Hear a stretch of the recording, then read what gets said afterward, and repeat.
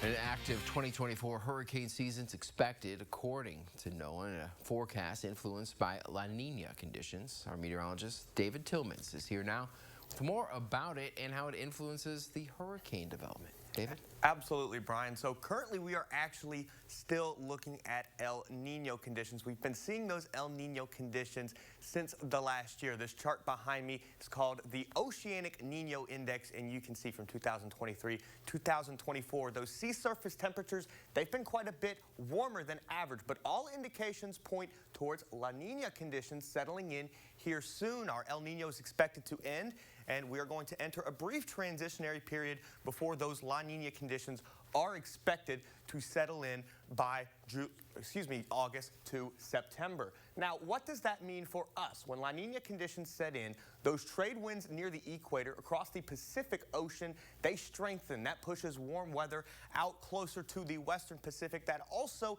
increases wind shear across the Pacific Ocean, which really helps rip up hurricanes as they develop. So that's going to suppress hurricane development across the Pacific, but that wind shear is going to decrease across the Atlantic, as will atmospheric pressure. That's going to support rising motion across the Atlantic, and with above average warm ocean temperatures already in place across the Atlantic Ocean, we are going to see plenty of fuel to work with over the next few months. NOAA expecting 18 to 25 named storms over the next couple of months. 8 to 13 of those storms could become hurricanes, and 4 to 7 of which could become major hurricanes. That means Category 3 or stronger. An 85% chance, they say, that this hurricane season will be more active than usual.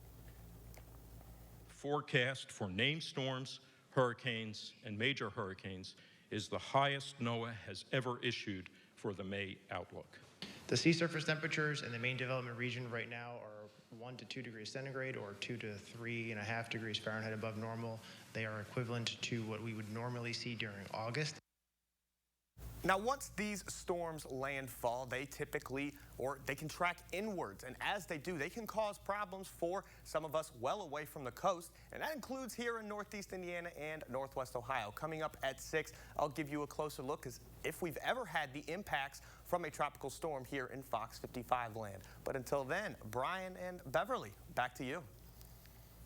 All right, thank you for that explainer, David. Yes, and of course, last year was very busy hurricane season, yes, so this above one, average.